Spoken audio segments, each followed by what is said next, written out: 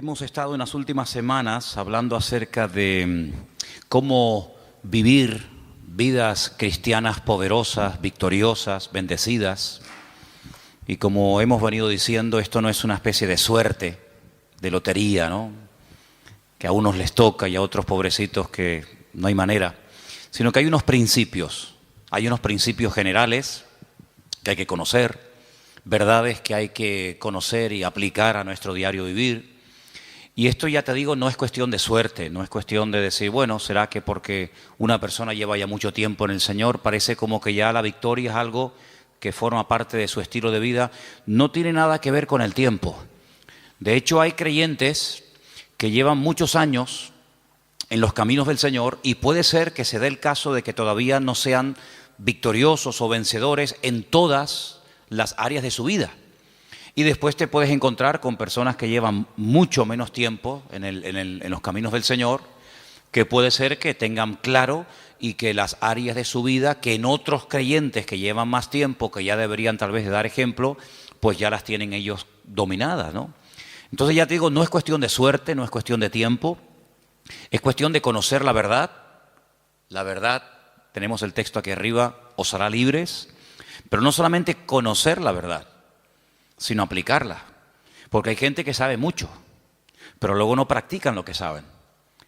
Y hemos estado viendo en las últimas semanas que hay una lucha, que es la lucha entre la carne y el espíritu. Vimos un poquito más acerca de esto el domingo por la tarde.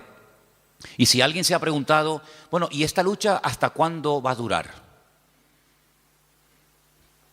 ¿Hasta cuándo vamos a tener luchas con el carácter, con nosotros mismos, con los problemas y tentaciones de la vida? ¿Hasta cuándo? ¿Será que esto es al principio, primer año? Claro, todo está empezando, todo es nuevo. Ya en el segundo año, un poco menos, y ya a partir del tercero, cuarto, quinto año, ya estas luchas entre carne y espíritu desaparecen completamente. ¿Podríamos dar esa respuesta a una persona que se pregunta cuánto tiempo dura la guerra, la batalla entre la carne y el espíritu? Pues no, sería totalmente incierto, sería falso.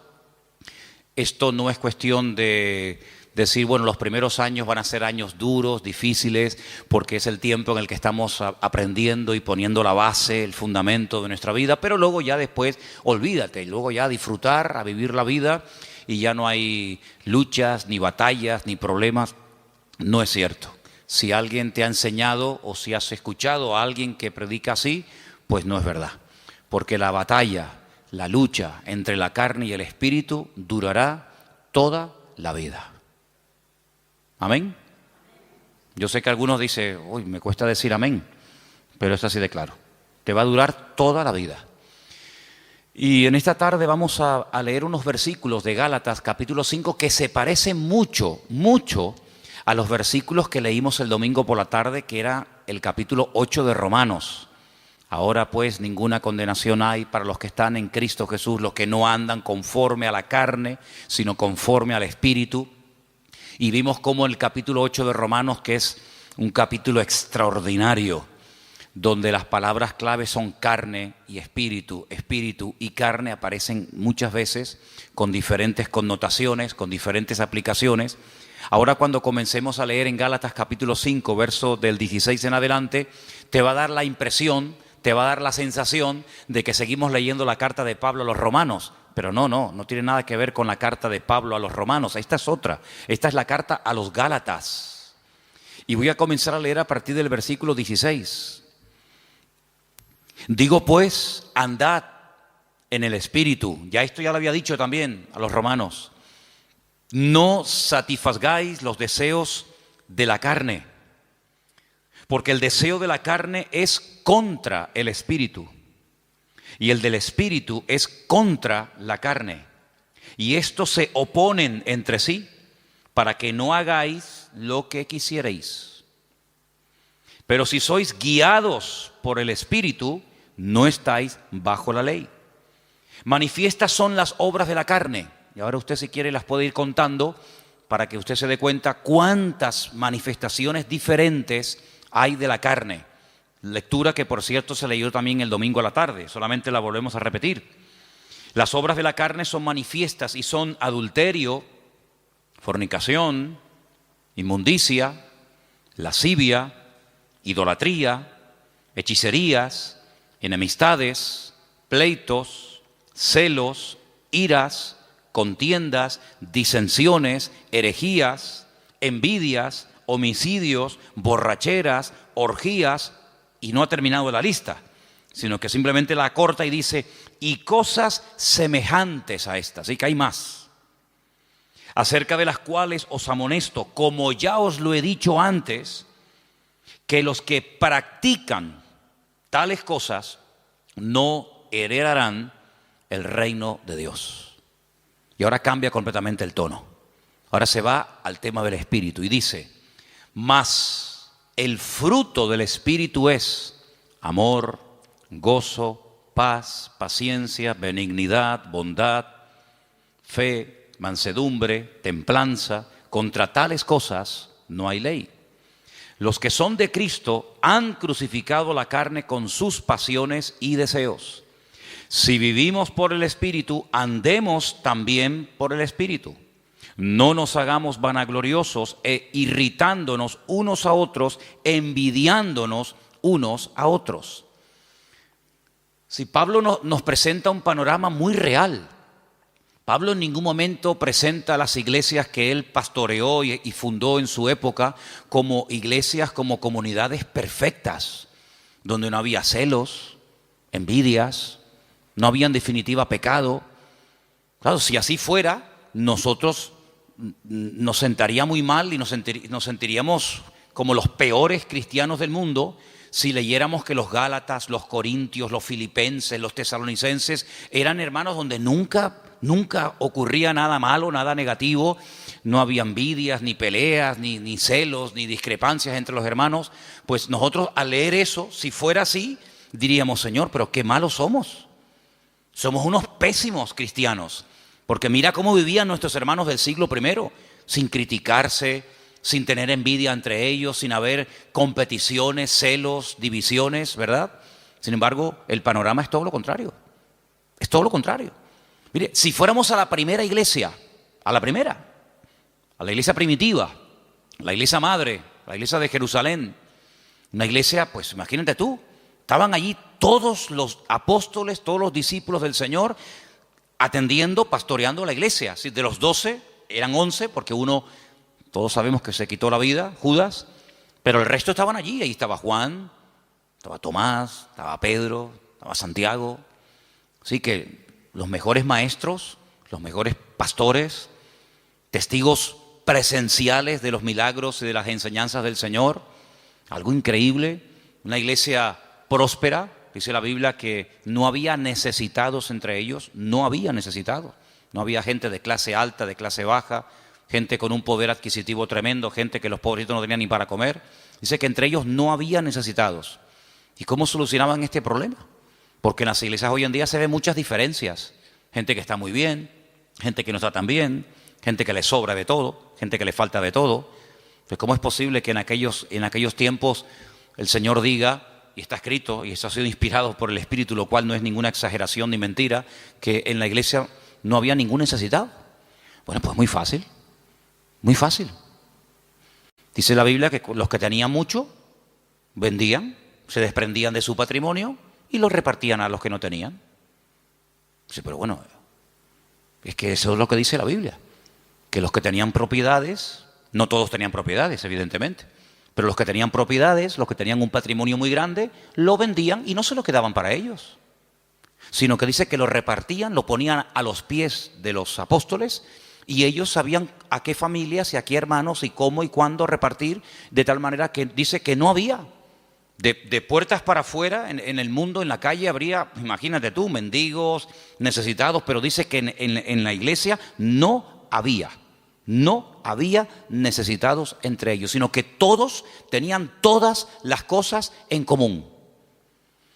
Entonces, claro, muchas veces la gente dice, pero hermano, las cosas que se leían en la Biblia, aquellos milagros, aquellos acontecimientos tremendos, hoy en día no se ven. Hombre, evidentemente, ¿cómo se van a ver? Si la vida de los cristianos no tiene absolutamente nada que ver, nuestras vidas con eso de la propiedad privada y con eso de la privacidad, etcétera, etcétera, nuestras vidas no tienen nada que ver con la vida que aquella gente llevó, por lo menos durante un tiempo. Y uno dice, una iglesia tan bendecida, con tantas enseñanzas, con los apóstoles, con milagros, porque mira que había milagros allí, milagros que a veces ocurrían hasta sin pedirlos, sin querer. Pedro dice que un día iba al culto y cuando él iba caminando, claro, uno proyecta la sombra y dice que la sombra, ni siquiera imposición de manos, ni oración directa, sino su sombra, dice que cuando pasaba y caía por encima de los enfermos, eran sanados, la sombra de una persona, la sombra. Eso no lo hemos visto nosotros nunca, y no sé si alguna vez lo veremos, pero en aquellos tiempos era normal. Y cuenta la palabra que incluso había gente que vivían lejos, ya un poquito más adelante en los tiempos del apóstol Pablo, cuando ya era un apóstol, y dice que había personas que vivían lejos, incluso que tenían problemas con demonios terribles, y Pablo se quitaba una prenda de su ropa, un pañuelo o lo que fuera, y se lo mandaban a través de un familiar o de un vecino o de un amigo, y cuando se lo ponían encima aquella persona se sanaba, era liberado. Unas cosas increíbles, ¿no? Increíbles. Multitudes se convertían, un día 3.000, otro día 5.000, los cultos de oración eran diarios, dice que todos los días subían a la hora tercera, a las 3 de la tarde, la hora de más calor, pues no había siesta, sino la siesta era culto de oración todos los días. Iban a entrar a la iglesia y la gente pedía y oraban por ellos y ya entraba, imagínate tú, empezar el culto ya con sanidades y milagros y aún no había empezado el culto. Una iglesia increíble. ¿No te hubiera gustado formar parte, aunque sea un tiempito, de esa iglesia? ¿No te hubiera gustado escuchar? ¿Quién predica el jueves? Juan, el discípulo amado. ¡Wow! Y el domingo por la tarde, Pedro y Santiago. Y el próximo jueves, Tomás. Y el siguiente, una gloria increíble. Pero ¿cuál fue el primer problema de esa iglesia? ¿Cuál fue el primer problema? ¿Económico? No, porque no tenían problemas económicos. Porque ya ellos sabían cómo solucionar los problemas internos de la iglesia.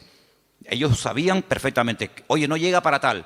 Pues no pasa nada, si no llega, yo tengo una casa, la vendo, pum, y con eso se paga no sé qué. Oye, que ahora no tenemos para no sé qué. No pasa nada, tengo un terreno. Ellos sabían perfectamente cómo solucionar los problemas económicos.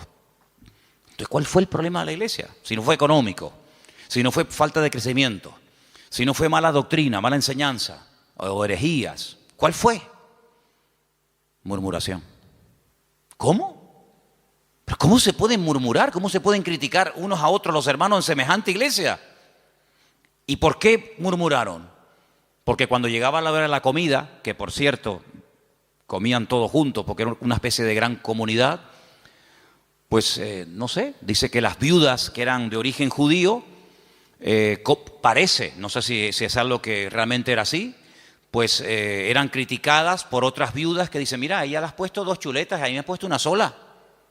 Yo veo en el plato de ella que le has puesto 3 papas, a mí me has puesto 2, y las de ella son muy grandes, las mías son muy chiquititas.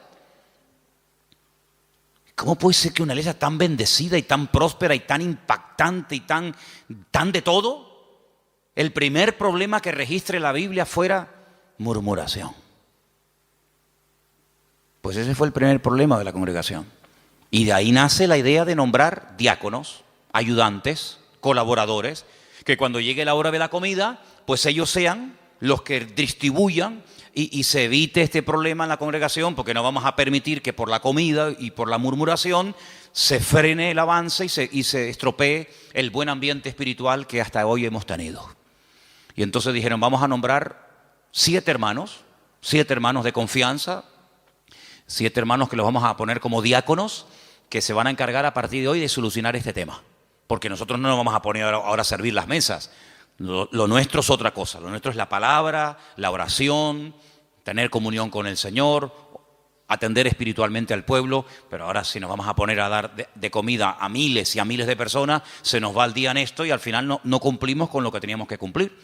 Pero claro, pusieron unos requisitos. Dice que tenían que ser hombres llenos del Espíritu Santo, de fe y de buen testimonio y sabiduría, para servir las mesas. Pues si esos eran los requisitos de los diáconos, ¿cómo tenían que ser los apóstoles y los pastores en aquella época? Yo creo que muchos de los que somos pastores hoy en día no podríamos ser ni diáconos en la iglesia primitiva, porque ponían el listón tan alto, era algo tan elevado que pedían para que una persona pudiera atender las mesas, que tú imagínate lo que tenían que pedir para ser pastor. Algo realmente increíble.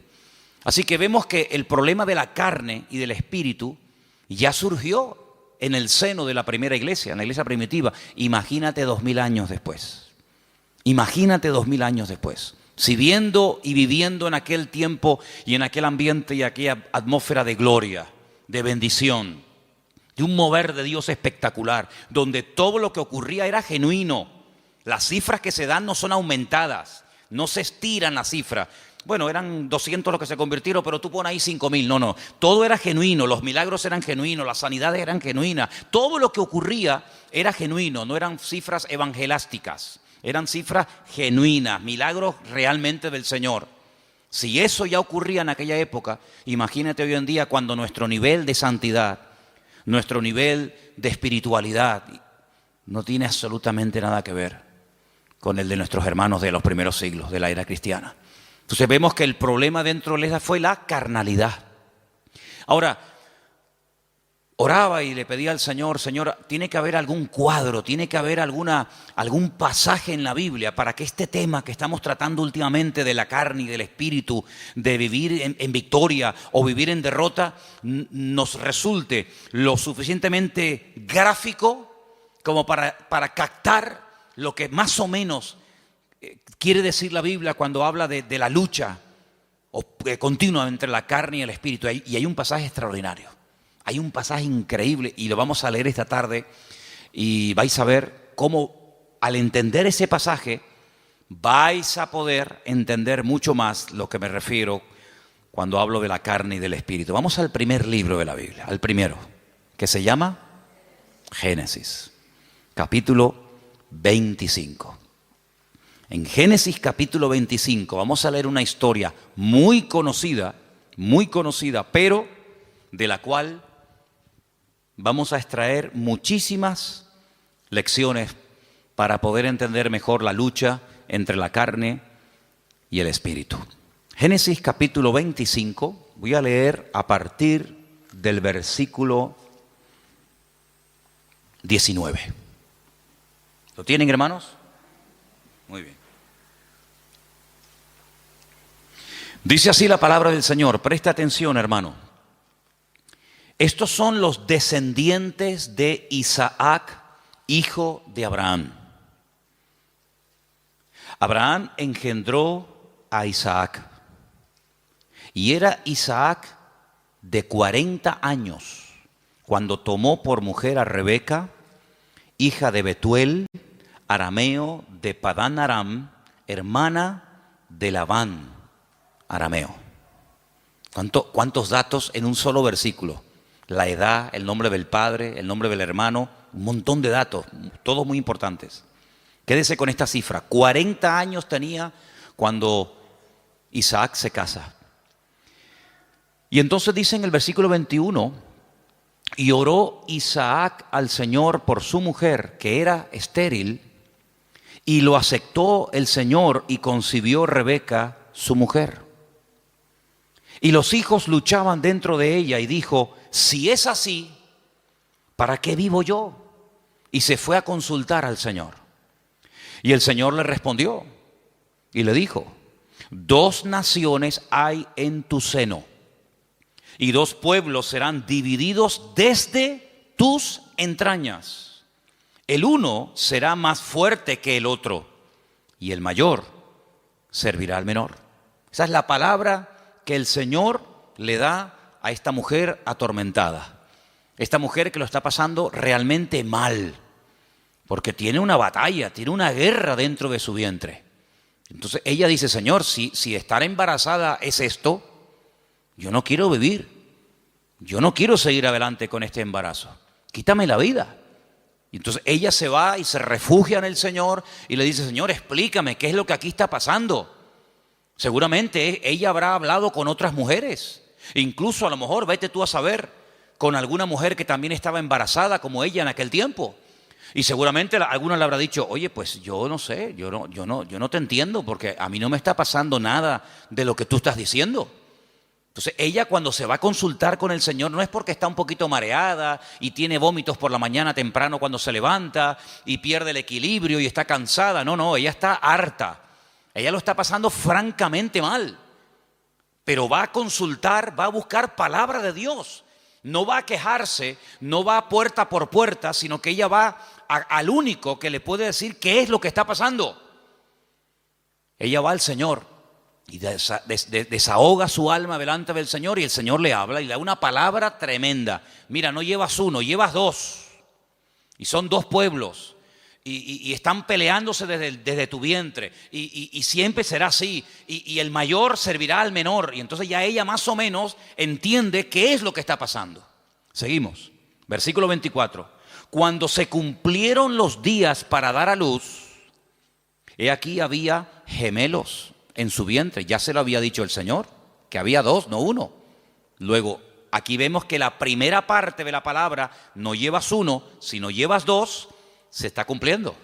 Cuando ella vio salir uno y vio salir al otro, ella seguramente habrá recordado lo que el Señor le había dicho. Dos, llevas dos, no uno, dos. Luego, si la primera parte de la palabra se ha cumplido, prepárate porque la segunda también se va a cumplir. ¿Cuál es? Que se van a llevar como el perro y el gato. Que el mayor va a terminar sirviendo al menor. Que están divididos, enfrentados, peleados desde el vientre, ya están peleándose. Imagínate cuando sean grandes. Entonces dice en el versículo 25 que salió el primero. Dice rubio, ahora hablaremos acerca de eso. Y era todo velludo, como una pelliza. Y llamaron su nombre Esaú. Fíjate que en el versículo 25 dice, y salió el primero. Ahora tendría que decir el siguiente versículo, y salió el segundo, ¿sí o no? Pues no dice eso. Cuando sale Esaú dice, salió el primero, pero cuando sale el otro hermano, dice el versículo 26, después, no dice el segundo, dice después. Salió su hermano, trabada su mano al calcañar de Esaú, y fue llamado su nombre Jacob. Y era Isaac de edad de 60 años cuando ella los dio a luz. Yo les dije que en el versículo 20 dice cuántos años tenía cuando se casó. 40. Y al final del versículo 26 dice cuántos años tenía cuando fueron padres. 60. Es decir, que durante 20 años intentaron ser padres y no pasaba nada. Dice la Biblia que ella era estéril. Pero Isaac sabía perfectamente que para Dios no hay nada imposible. Porque Isaac es el resultado de una oración de fe y de una intervención sobrenatural de Dios sobre su madre. Porque ustedes saben que los padres de Isaac fueron Abraham y Sara. Y la Biblia dice que eran gente muy mayor. Ella era de 90 y él de 100 años, tú imagínate. Y para colmo, ella también dice la Biblia que era estéril. Luego, humanamente hablando, entre la edad y el tema de la esterilidad, imposible. Pero él vive. Él sabe que su madre fue sanada cuando su padre oró por ella. Luego, ahora otra vez, se repite por segunda vez en una mujer, en una matriarca, el mismo problema que Sara, es estéril. Y se volverá a repetir en la siguiente generación, en Raquel, sabemos, ¿no? Era Sara, era Rebeca y era Raquel. 3 generaciones seguidas de mujeres estériles, pero mujeres sanadas por el poder de Dios. Una generación le daba ejemplo a la otra y la otra a la otra y así sucesivamente. Se pasaban la fe de unos a otros. Por eso dice que era la fe de Abraham, la fe de Isaac, la fe de Jacob, el Dios de uno, el Dios de otro, ¿verdad? No se aprendían cosas en una primera generación y luego no llegaban esa segunda y se terminaba diluyendo la bendición, sino que la bendición iba de menos a más. Date cuenta que, por ejemplo, Abraham ora, Dios sana a su esposa y tiene 1. El hijo nace y ora por su esposa y tiene 2. Y nace el tercero, que sería el nieto, en este caso el hijo de Isaac, y en vez de 2, tiene 12 varones y una hembra. Luego la bendición siempre va de menos a más. Ahora, fíjate qué curioso, 40 años tenía cuando se casó, 60 cuando fue padre. Quiere decir que durante 20 años no hay registro en la palabra de que Isaac orara por este tema. Esta es la primera vez que encontramos a Isaac orando por un tema familiar. Esta es la primera vez que la Biblia dice que Isaac se paró y dice, lo hemos leído en el versículo 21, Isaac oró al Señor. Si ustedes leen antes de este versículo, en capítulos anteriores, no dice absolutamente nada. Luego, durante 2 décadas, durante 20 largos años, aquí no pasaba nada. Hasta que Isaac, el cabeza del hogar, se para y dice, aquí hay que orar. Pero el texto que estamos leyendo esta tarde me llama mucho la atención porque cuando dice en el versículo 21, y oró, esa palabra, vayetar, significa oró insistentemente, porfiadamente. No oró de una forma superficial. Bueno, Señor, tú sabes que queremos ser Padre, ayúdanos en tu nombre, amén. Venga, vamos a hacer otra cosa. Sino que él se metió en serio con Dios. Él dijo, aquí hay un problema. Curioso que no dice que su esposa también oró con él, sino dice que él se puso enfrente de ella a orar por ella. Eso es muy curioso. Él tomó autoridad y dijo, bueno, a lo mejor tú ya te has resignado a no ser madre. Pero dice que él se paró frente a ella y él oró fervientemente. Bueno, por ahí hay un versículo en Santiago que dice que la oración del justo puede mucho. No dice así, me equivoqué, perdón. La oración eficaz del justo puede mucho. Corregí porque no es lo mismo decir que la oración del justo puede mucho que decir que la oración eficaz del justo puede mucho. Si quitamos la palabra eficaz, da a entender como que todo lo que oramos resulta con éxito, y no es así. Es la oración eficaz. Algún día hablaremos de cómo se arma, cómo se construye, cómo se hace una oración eficaz. Porque hay gente que dice, es que yo oro y yo no veo resultados. Y yo pido, pero llevo 20 años y yo no veo. Entonces la Biblia dice, es la oración eficaz. Porque hay oraciones que no son eficaces. Son oraciones, pero no son eficaces. Y una vez conté aquí que Alejandro Magno tenía en su guardia personal un grupo, creo que eran como de 400 y pico mujeres, que la llamaban las amazonas, que eran mujeres que se cortaban un pecho, amazonas, con un solo pecho, se quitaban un seno, porque eran las mujeres que tenían que protegerlo a él, era su guardia pretoriana, por decirlo de alguna manera, era su seguridad privada, personal, y las mujeres, lógicamente, al tener pecho, pues no se puede pegar el arco como un hombre se lo puede pegar y de esa manera apuntar, sino que al no poderse pegar el arco, la flecha no sale como tiene que salir. Entonces se sacrificaban por su rey, se cortaban un seno, pues se llama amazonas, con un solo seno, y de esa manera, donde ponían la flecha, o donde ponían el ojo, ponían la flecha. Entonces eran personas que se sacrificaban, se amputaban un miembro de su cuerpo con tal de cumplir con su cometido. Bueno, el Señor dijo una vez que si tu ojo te produce problemas, que te lo arranques. O si tu problema no está en los ojos, sino en las manos, pues arráncatela o córtatela. Porque mejor es entrar tuerto, ¿no? Se dice tuerto, ¿no? Mejor es entrar con una sola mano que no entrar. Entonces, si hay algún miembro de tu cuerpo que te está causando problemas, pues ya sabes lo que tienes que hacer. Si lo quieres tomar simbólicamente o lo quieres tomar literalmente, tú verás. Pero tú tienes la responsabilidad de cortar, de quitar de tu vida todo aquello que te está impidiendo obtener resultados. Sea mano, sea ojo, sea televisión, sea internet, sea móvil, sea amigo, sea novia, sea novio, sea vecino, sea vecina, sea perro, sea coche, sea moto, sea deporte, sea lo que sea, sea lo que sea. Cuando hablamos de acerca del ojo, no es que necesariamente me voy a arrancar el ojo, porque puedo seguir viendo por el otro. Entonces, estamos en la misma. Sino es todo lo que entra, porque dice la Biblia en Eclesiastés, cuando describe el cuerpo humano, ustedes saben que hay una descripción del cuerpo humano desde la cabeza hasta la coronilla, desde la coronilla hasta la planta de los pies. Cuando él llega a la parte de la visión, él dice que son las ventanas.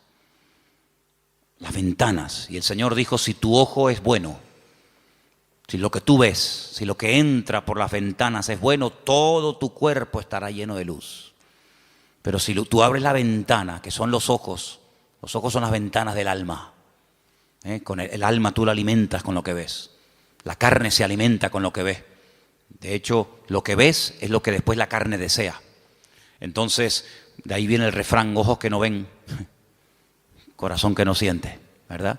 Entonces, cuando tú tienes las ventanas abiertas, pues tienes que saber seleccionar, porque hay cosas que mejor no verlas. Y exactamente es con la mano. La mano es, digamos, el miembro que habla acerca de lo que hacemos.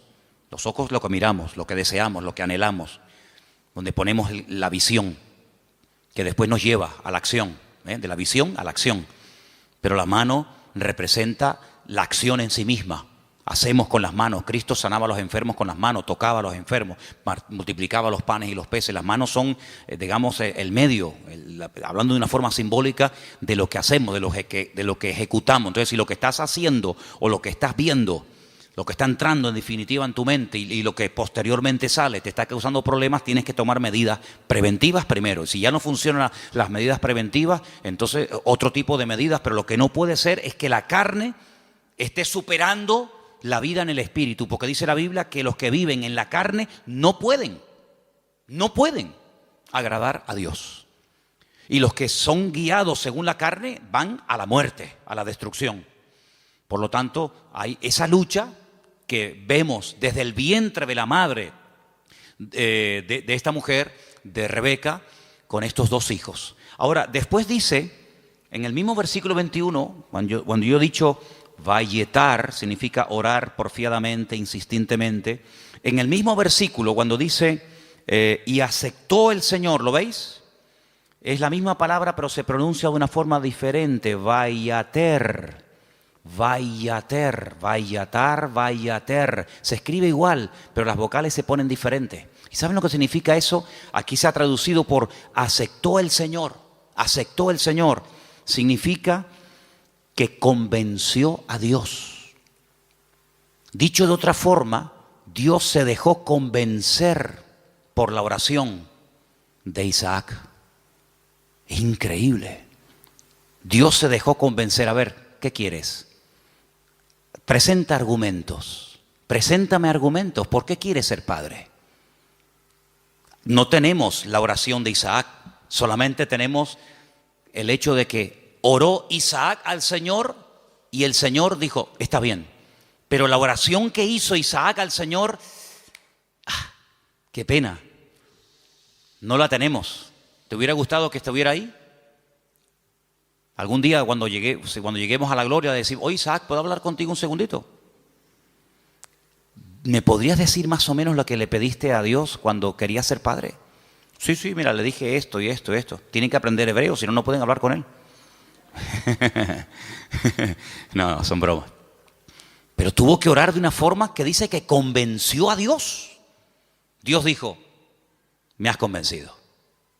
Ya está, problema solucionado. Fíjate, si en vez de haber esperado de los 40 años que se casó, a los 60, yo pregunto, si hubiera orado a los 2 años de casarse, de esa manera como oró, ¿no hubiera el Señor respondido? Por supuesto. Si hubiera orado cuando tenía 25, cuando tenía 45, 50 años, los gemelos podían haber nacido antes.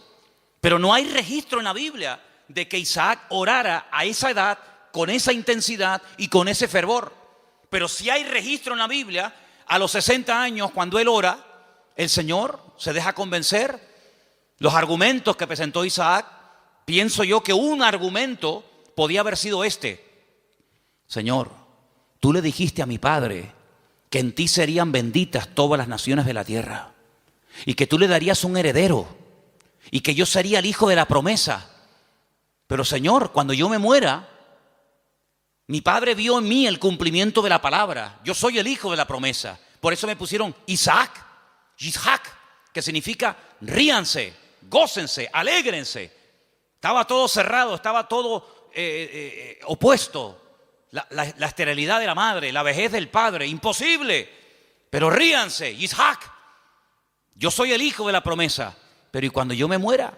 Se acabó la risa, se acabó la alegría. Cuando yo y mi mujer nos muramos, ya no hay continuidad. La bendición nació y murió con nosotros. ¿Cómo puede ser esto? Señor, dame hijos para que siga la bendición. Y ahí presenta argumentos. Y ahí, en el buen sentido de la palabra, Isaac dialoga, discute, pelea con Dios en oración y dice, Vayater, Dios se dejó convencer. Estoy de acuerdo, Isaac, perfecto. Tu mujer a partir de ahora quedará embarazada. Qué tremendo, ¿eh? Qué tremendo. Si nos tomáramos más en serio, no solo la oración, sino cómo oramos, qué diferente sería nuestra vida, ¿sí o no? A veces no tenemos suficiente fe. Yo sé que la fe la tenemos que poner en el Señor, eso lo tengo más claro que el agua. Pero el Señor nos ha dado un medio poderosísimo, que es la oración. Si lo usáramos más, si oráramos más fervientemente, y esto no tiene nada que ver con el carácter de uno, porque Santiago, cuando dice que la oración eficaz del justo puede mucho, pone un ejemplo. Uno dice, bueno, oración eficaz de un justo, a ver, ¿quién podría ser? ¿Quién? No hace falta que te rompas la cabeza. Santiago dice, Elías era un hombre, dice, sujeto a pasiones semejantes a las nuestras. Cuando se enfadaba Elías, hermano, sal corriendo, sal corriendo, que cuando éste se enfada, ora a Dios, te cae una llama de fuego encima y te fulmina, Estaban un día en lo alto de una montaña y el rey dice, llámenme al profeta. Y llega un capitán con sus soldados y le dice, varón de Dios. Así como no le gustó mucho el tonito, no le gustó mucho la forma tal vez como se lo dijo. Y Elías se le queda mirando y le dice, varón de Dios, ¿no? Así como con rintintín. Si yo soy varón de Dios, que quede bien claro y que caiga fuego del cielo y lo hace. Los calcinó a los 50. Hicieron un asado ese día ahí en medio del campo. Al día siguiente el rey dice, bueno, esto habrá sido, no sé, una casualidad. Venga, vayan a buscarme a ese hombre. Varón de Dios, venga, date prisa. Sí, si yo soy varón de Dios, que quede bien claro. Ya van 100. Un olor a carne en la atmósfera había terrible, ¿no? Tercer grupo, vayan a buscarme a ese hombre. Cuando llega el tercero se tira a tierra y dice, gran varón de Dios, ten misericordia de mí, por favor, no me quemes. Te pido, te suplico. Así me gusta. Ahí se baja Elías. Así era Elías, amigo. Así era Elías.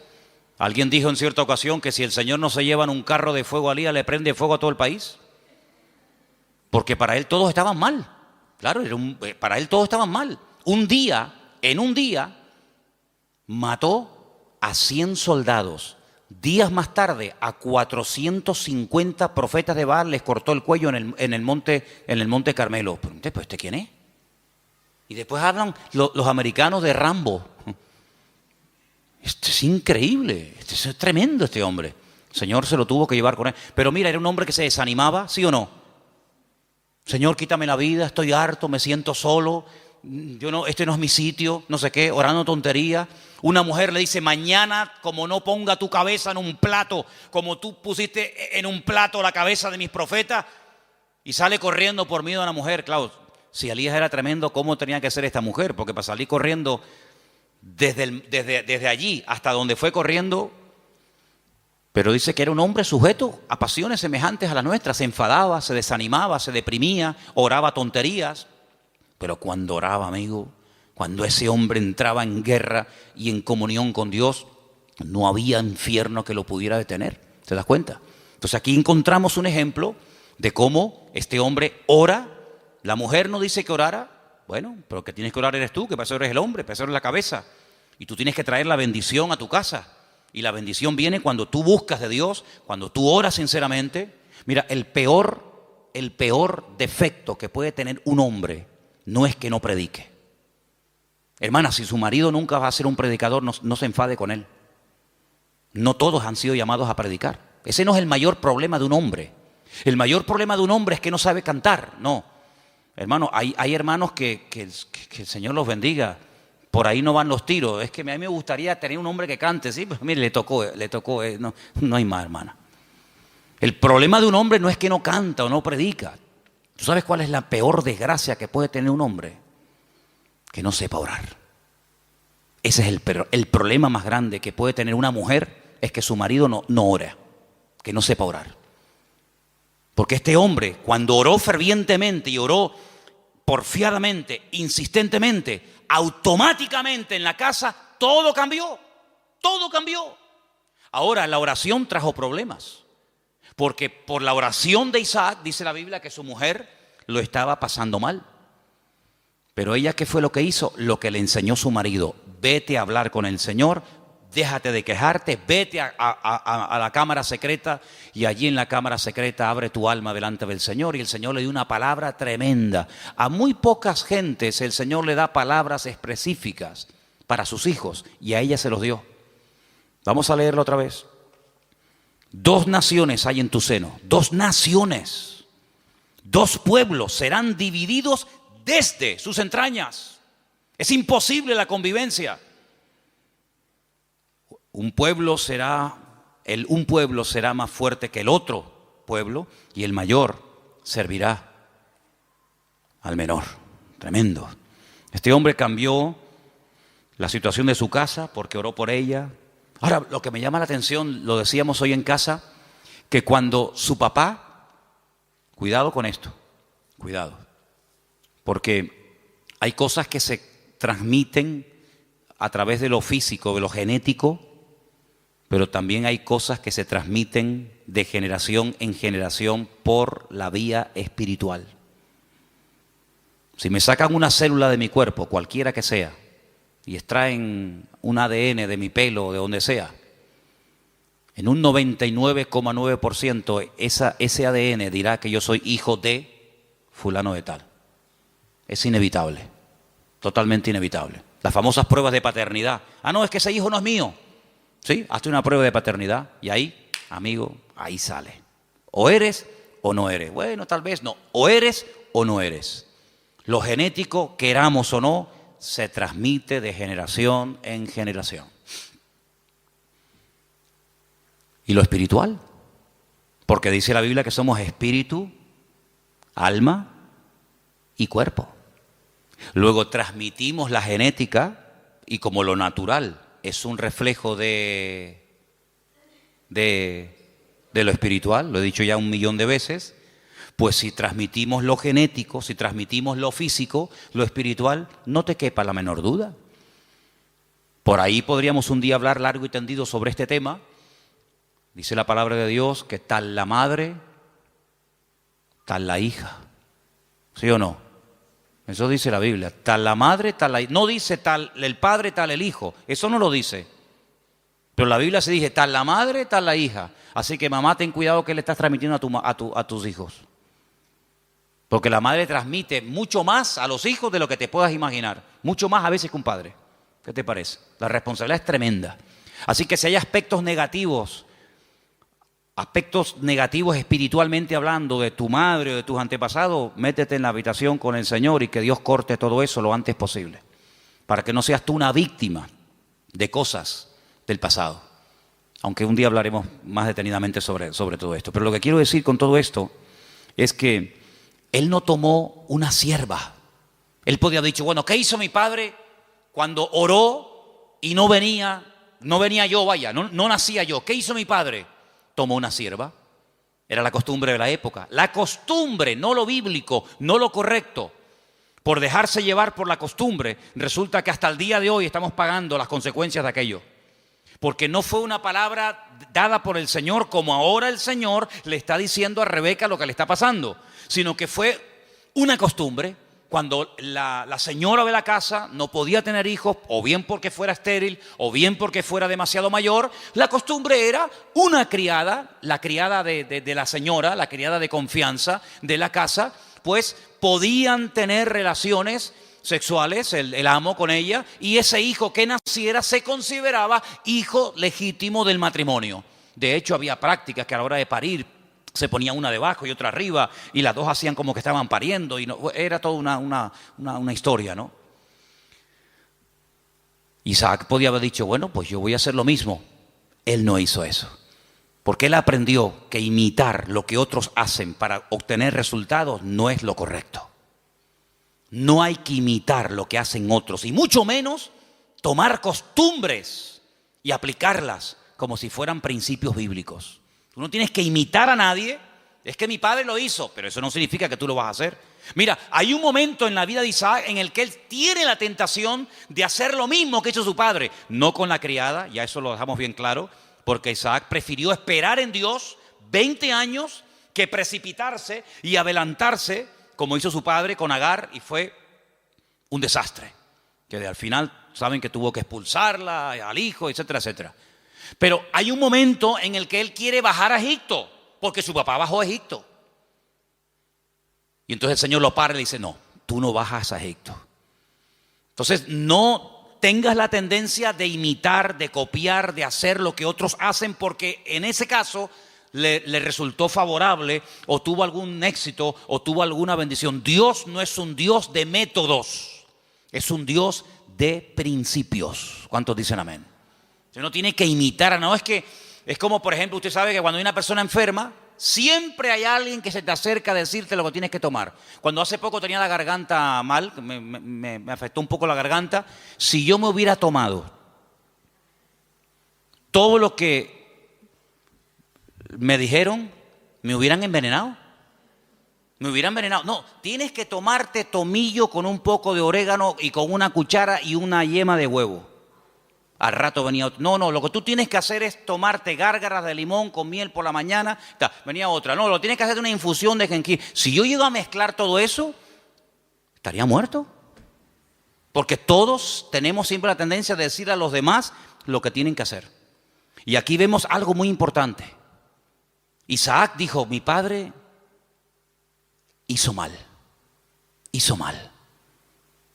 Pero yo no voy a imitar a mi padre. Yo voy a orar al Señor, y aunque seguramente Isaac tenía muchas criadas y muchas siervas, yo no voy a hacer eso. Y eso se lo transmitió a su mujer, de tal manera que ella, cuando está mal, lo que hace es lo que su marido le ha enseñado. Vete a orar y el Señor te dirá lo que tienes que hacer. ¿Cuántos dicen amén? Tremendo, este pasaje me gusta muchísimo. Así que no toma el ejemplo de su padre, pero ahora vamos al versículo donde dice que los hijos luchaban dentro de ella. Dentro de ella. Hay otra versión que dice se agitaban. Hay una palabra un poquito extraña en hebreo que es vayitrosasú, algo así, que viene de la raíz ratz, que significa correr, destrozar, aplastar. Se estaban matando los hermanos en el vientre de la madre. No es que decía, échate un poquito para allá, como por las noches, ¿no? Cuando estamos durmiendo, sobre todo cuando hay calor, ¿no? Los matrimonios, cuando hay calor, que dice, échate para allá. Cuando hace frío, dice, échate para acá. No es que quedamos, para allá o para acá, pues depende de la estación. Échate para allá, échate para acá. No es que estaban ahí incómodos, ¿no? ¿Verdad? Sino que se estaban matando. Querían salir los dos antes de tiempo. Se estaban aplastando, se estaban dando una cuerada entre ellos tremenda. Ahora tú imagínate tener dos, si ya uno es complicado, imagínate tener dos que se están matando y peleando el uno al otro. Bueno, el otro día me contaron algo, yo no sé si era verdad o no, pero dice que una madre embarazada denunció a su hijo antes de nacer, porque le estaba dando un mal embarazo. Lo denunció. Y dice que un juez aceptó la denuncia y que cuando salga niño, no sé, lo llevarán a comisaría o le pondrán a la esposa, yo no sé. Denunció al hijo porque le estaba causando problemas al embarazo. Oye, hay que estar de verdad. Después dicen que nosotros estamos locos, pero el mundo está, bendito sea Dios. Denunció al bebé que aún no ha nacido. Imagínate tú, su propia madre. Pórtate bien, que te portes bien, que no te muevas. Imagínate dos peleándose ahí, matándose y pellizcándose y pegándose puñetazos. Es que hay dos dentro. Y uno es completamente diferente al otro. Y ahí es el cuadro que yo estoy utilizando esta tarde para reflejarles la realidad de la batalla que hay entre la carne y el espíritu. Uno tendría que sentirse tan mal como se sintió Rebeca, Cuando hay esa batalla interior dentro de nosotros entre la carne y el espíritu, que no nos queda más remedio que ir a hablar con Dios y desahogarnos con el Señor. Ella no dijo, bueno, esto es normal, sino cuando en nosotros hay esa guerra, como decía Pablo, Romanos capítulo 7, léanlo, es un capítulo tremendo. Pablo abre su corazón, Pablo se quita la careta y dice, hermanos, lo que quiero hacer no lo estoy haciendo. A veces hago cosas que no quiero hacer. Miserable de mí. ¿Quién me librará de este cuerpo de muerte? Lo que quiero hacer no lo hago. Hago lo que no quiero. Y hay una ley dentro de mí. No le eche la culpa a fulano, a mengano. Hay una ley, hay algo dentro de mí. Es esa ley que la carne se rebela contra el espíritu contra la carne. Igual que Jacob y Esaú, que se mataban y se pegaban el uno al otro. ¿Y qué hizo Rebeca? Se fue a hablar con el Señor. Eso es lo que deberíamos de hacer cuando nos sentimos mal, cuando queremos orar, pero no quiero orar. Cuando quiero leer la Biblia, pero no me da la gana de leer la Biblia. Y cuando quiero que Dios me bendiga, pero ya no quiero saber nada de Dios, me tiene cansado. Y cuando quiero ir, pero ya no quiero ir. Cuando hay esa lucha, no te resignes y digas, bueno, seré que soy raro, seré que soy un bicho extraño. No. Lo que tenemos que hacer es lo mismo que hizo Rebeca. Señor, ¿qué pasa? ¿Qué me está pasando, Señor? Háblame, ayúdame. Porque si no me ayuda, quítame la vida. Porque esto no es vida ni es nada. No lo dijo, pero casi probablemente estuvo tentada a decir, es que yo estaba mejor antes que ahora. Yo estaba mejor antes cuando era una mujer estéril, sin hijos, que ahora que tenía que estar saltando de alegría por estar embarazada. Pues antes yo vivía y me sentía mejor que ahora. Ahora que me has bendecido, esta bendición me está trayendo unos problemas terribles. No dijo todo esto, lo estoy diciendo yo, a ver si me entienden. Pero ¿cuántas veces puede pasar por nuestra mente? ¿Cuántas veces nos pueden cruzar los cables por nuestra mente y decir, ¿y ahora qué? Ahora, y lee la Biblia y vas a la iglesia y no sé qué, y te das cuenta. El diablo es tremendamente cruel con nosotros y nos hace ver un panorama irreal, pero lo pinta de tal manera que parece que es real. Tremendo. Ya se lo dijo el Señor, solamente te quiero pedir una cosa, que te postres y me adores. Y si lo haces, mira qué fácil, te postras, me adoras y ya está. Te doy todos los reinos de la tierra. Y el diablo lo que quiere, detrás de toda tentación, detrás de todo ataque, siempre está lo mismo. Claudica, tira la toalla, ríndete. ¿Y qué es rendirse? Es darle la razón al diablo. Pero dice la Biblia, sométete a Dios, resiste al diablo y huirá de vosotros. ¿Cuántos dicen amén? No dice, no, yo me someto a Dios y el diablo huye. Es que no dice eso. Es que no dice eso. Como tú te estés montando una vida cristiana diferente a los principios que dice la palabra, te vas a llevar cada palo, te vas a llevar cada desilusión, porque ves que haces cosas y no funcionan. Y no hay nada peor que hacer algo y ver que no funciona y te enfadas con Dios. Someteos a Dios, someterse a Dios. ¿Qué es someterse a Dios? Habrá que explicar a estas alturas lo que es someterse a Dios. Hermano, rendirse a Dios sin condiciones. Es que yo siento, es que yo creo, es que a mí me parece, es que yo haría. Someterse, rendirse. Tú has perdido la guerra, el que manda soy yo. No me digas a mí dónde tienes que vivir, cómo tengo que vestirte, cómo tengo que tratar, porque tú te has rendido. El que he ganado soy yo, y el que gana la guerra le dice al vencido cómo tiene que hacerse las cosas. No me vengas a poner condiciones. Someterse a Dios, rendirse a Dios. Ya no vivo yo. Muy bien, perfecto.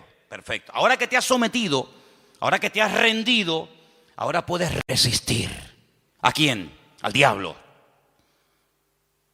Y huirá, tiempo futuro, huirá. Pero no me dices cuándo, no. Te digo el presente, sométete, resiste, tiempo presente. Y en futuro, la victoria, huirá. Es decir, si tú te has sometido a Dios, tú sabrás, yo no sé.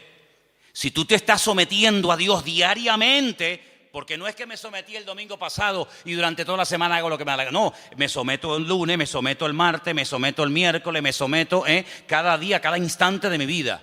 Si yo me estoy sometiendo, yo tengo que resistir el lunes, el martes, el miércoles.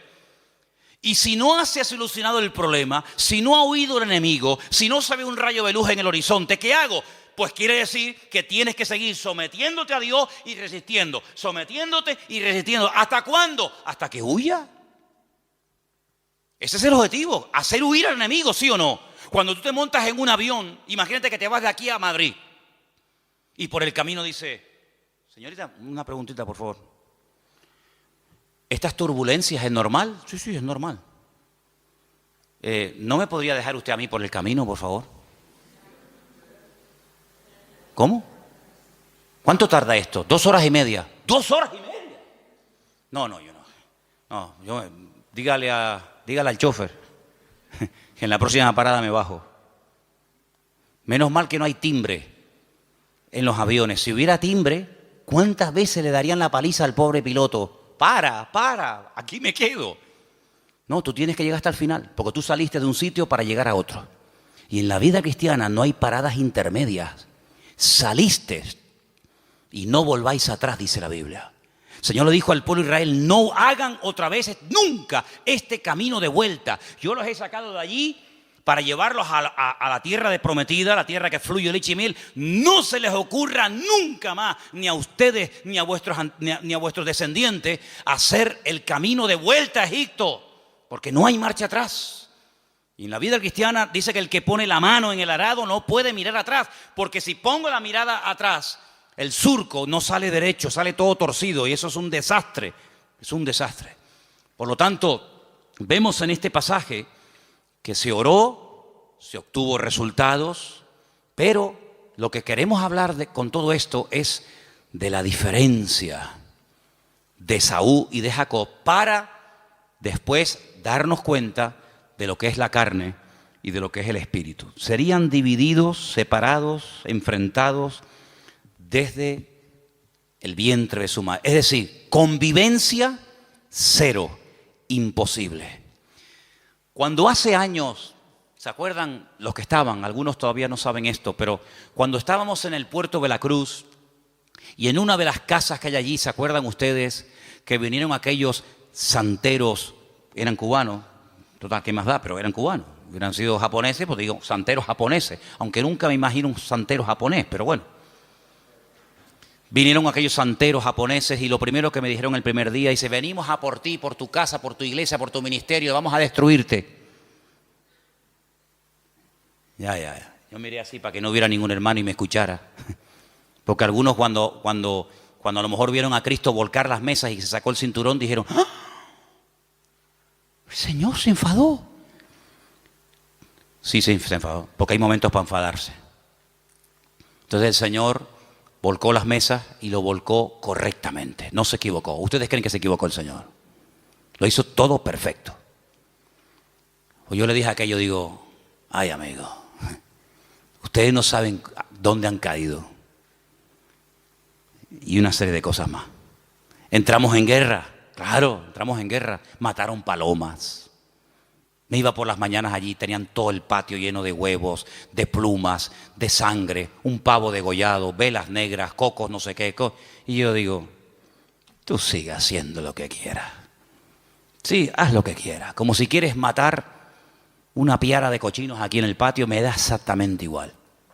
Y el Señor me dio una palabra orando una noche en el muro allí en Jerusalén. Y me dijo, de aquí a poco se irán y no los verás nunca más. Mirarás y el malo ya no estará. Y nunca más lo verás. ¿Qué te parece? Entramos en guerra, se fueron, no como vinieron. Cuando alguien viene a hacerte daño no se va igual que como vino. No. En el mundo espiritual no. En el mundo puede ser, pero en el mundo espiritual cuando alguien viene a hacerte daño no se va igual que cuando vino. Se va peor. Se va dividido. Dice, por un camino viene y por 7 se marchan. Sí, la reacción a nuestro favor siempre es en contra del enemigo, evidentemente. Y llegó un día en el que yo dije, ya está, se acabó. Uno de ellos me llamó. Me llamó aparte y me dice, ¿puedo hablar con usted? Ya cuando a mí me hablan de usted, yo digo, qué curioso. Ya me habló de usted. Y me dice, ¿por qué no llegamos a una convivencia? Así me dijo, esa fue su palabra. ¿Por qué no llegamos a una convivencia? Y le dije, jamás en mi vida, por encima de mi cabeza, yo jamás conviviré con ustedes. Hijos del diablo, les dije. Que vienen aquí ustedes a hacer daño. Convivencia en absoluto. La única convivencia que hay es que ustedes quemen toda esa basura, lleguen adentro a la iglesia, se conviertan y le pidan perdón a Dios por lo que están haciendo. Se fue, imagínate tú, como un saltaperico.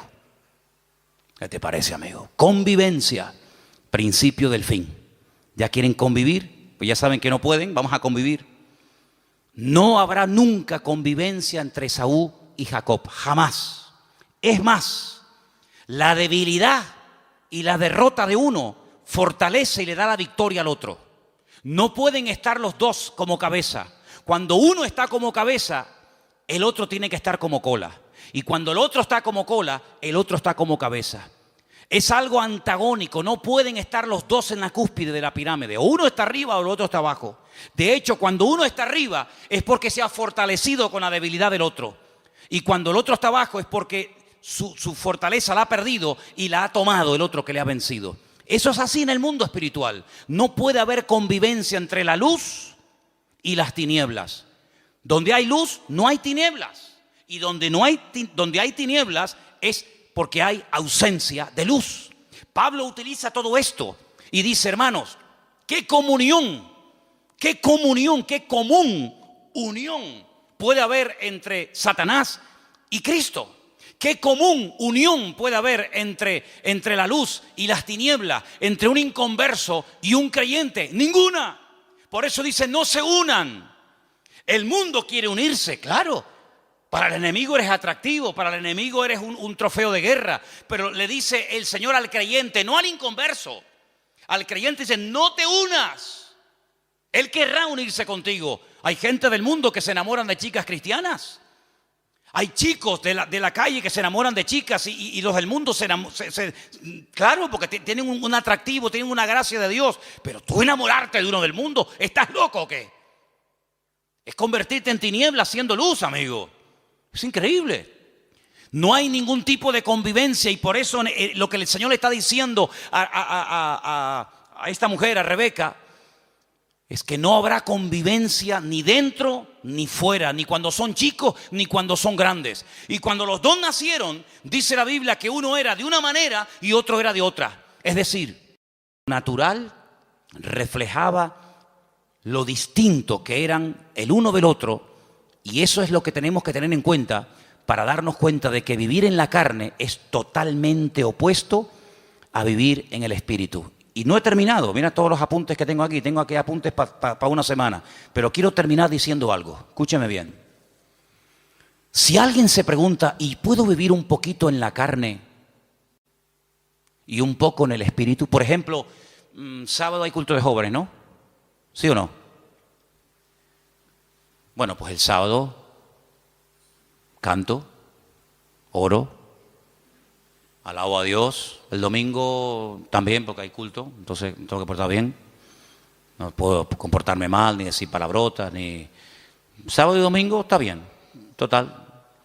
Pero claro, ya el lunes, el martes que no hay culto, el miércoles que no hay culto, entonces no has entendido nada. Porque no se puede convivir. No se puede vivir en la carne y en el espíritu. Hubo un hombre en la iglesia de Corinto que estaba dentro de la iglesia, dentro del cuerpo de Cristo, pero estaba viviendo en la carne. ¿Sabéis el caso, no? Dice la Biblia que el pecado que estaba cometiendo, cuando Pablo se lo comenta, dice, oye, pasa esto y esto. ¿Cómo? Dice, lo que ese hombre está haciendo, el pecado que está cometiendo, ese perverso, lo llama así la Biblia, perverso, que viene de pervertido, dice, ni los del mundo lo practican.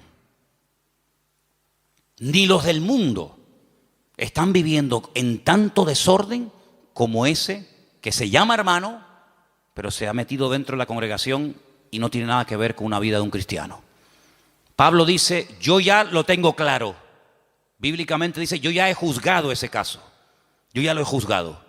Juntaos vosotros con mi postura, con mi espíritu, con mi determinación y cogerlo y sacarlo de ahí, entréguenselo a Satanás para que destruya la carne a ver si su espíritu se salva. Una cosa increíble. Entonces le dijeron, mira, ven para acá, aquí no puedes venir más. Te estaba acostando con la mujer de su marido, de su padre, que a lo mejor no era su madre, pero podía ser la madrastra. Estaba teniendo relaciones sexuales con la mujer de su padre. Y Pablo dice, pues pero eso ni en el mundo se hace eso. Ni en el mundo se comentan esos pecados. Cójalo, dice que lo echaron fuera para que Satanás lo zarandeara, lo sacudiera. Cuando tú sales de la iglesia, el diablo te dice, ven. El 4 de junio tú estabas aquí en la plataforma llorando, diciendo, Señor, usa mi vida, voy a servirte, cuenta conmigo, diablo, te reprendo, te ato. Y el diablo escuchando. El diablo dice, hoy está eufórico, hoy está animado, le tocó el mensaje, está potente. Espérate la semana que viene. Cuando estás, no voy más a la iglesia, estoy desanimado. No sé qué. El diablo dice, ven para acá. ¿Qué me dijiste tú el otro día por la tarde? Te reprendo, diablo, fuera, diablo. Ven, te mete una sacudida en un minuto que tus 6 meses de cristiano te los tira por tierra, amigo. Te mete una tunda que en algunos casos algunos ni se levantan. Fíjate lo que te digo, ¿eh? Cuando ustedes oren, ustedes se están comprometiendo, el mundo espiritual oye, los demonios oyen, los ángeles oyen, Satanás oye, Dios oye. Y el mundo espiritual tiene una característica que a veces los seres humanos hemos perdido, y es que son pacientes. Son pacientes, saben esperar, son sigilosos como la serpiente, que están horas y horas y horas en un charco de agua colgados en un palo. Horas ahí sin moverse, no pestañean nada, esperando que pase una presa. Uno dice, vámonos ya, aquí no viene nadie, está uno pescando, llevamos 10 minutos, pues espérate un momento, si acabamos de llegar, vámonos ya. La serpiente está ahí esperando, 1 hora, 2 horas, hasta que ¡ra! Son así, amigos. Entonces el diablo en el mundo espiritual hay esa característica de saber esperar. ¿No dice la Biblia que está como un león rugiente? ¿Buscando a quién? ¿A quién devorar? A veces no lo tiene fácil, hay que ser sincero. A veces no encuentra uno una presa fácil. Pero cuando el lobo, cuando el león, cuando el animal que va a cazar, que vive de la carne, de lo que mata, va a cazar, no ataca al primero que ve. Jamás hace eso. Se sube en un lugar alto y observa la manada. Hay 3.000 ñus, 200 cebras, 400 antílopes. ¿Y a dónde ataco?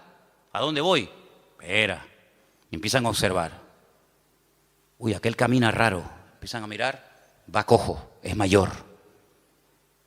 Se cansa, va el último. Hacen una estrategia de tal manera que a ese, que no puede ir al ritmo de los otros, lo aísla, la manada se va, lo deja solo, y cuando está solo, encima, débil, enfermo, se le tiran encima y se acabó. El diablo es un ladrón que viene a hurtar, a matar y a destruir. Lo que le da fuerza al diablo en un país son los carnales. Lo que le da fuerza a los demonios en una nación, en un continente, son la gente carnal. Y por eso lo que tenemos que hacer es sacudirnos de la carnalidad. Porque la próxima semana, tal vez el domingo, la segunda parte del mensaje, veremos a dónde se llegó en la relación entre hermanos. Ya era insostenible aquello. Y entonces nos damos cuenta de que Esaú, el carnal, el malo, tenía una cosa que necesitaba urgentemente Jacob para poder triunfar en la vida. Y entonces vamos a descubrir qué es lo que tiene el mundo, qué es lo que tiene Esaú, que a nosotros nos interesa quitárselo, pero cuando se lo quitemos, ahí te quedas, Esaú. Entonces, hermanos, eso es lo que significa pelear la buena batalla. Se dan cuenta que hay tanto material, se dan cuenta que hay tanto tema, pero lo importante es que le digas al Señor otra vez. Sé que el domingo te pedí que lo dijeras, pero otra vez te pido que hoy lo hagas. Señor, no quiero vivir en la carne. Cierra tus ojos ahí donde estás. Quiero vivir sometido al Espíritu. No quiero el espíritu de Esaú. No quiero ser un carnal. No quiero ser una persona que menosprecia las bendiciones, sino que pelea para obtener la bendición de Dios. Isaac cambió su casa cuando oró y obtuvo resultados en el nombre del Señor. Y hay cosas que tú tienes que tomar autoridad y pelearlas y orar en el nombre del Señor, con la autoridad del Señor y su palabra, Porque el Señor te ha llamado a ti a vivir en victoria. Y en esta noche yo quiero que tú le digas: Señor, quiero vivir en el Espíritu, ayúdame a vivir en el Espíritu, renunciando a la carne, renunciando a vicios, renunciando a viejos recuerdos, a costumbres, renunciando a todo lo que no trae gloria a Dios.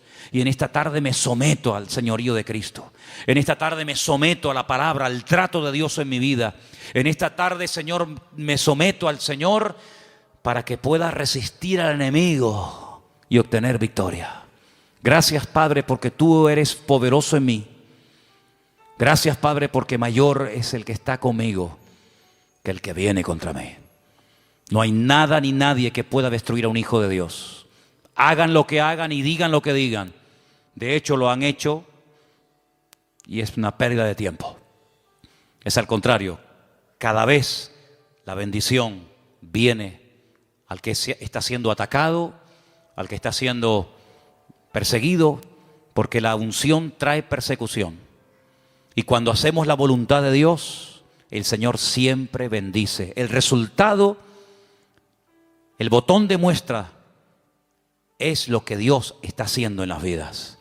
Y eso es algo incuestionable.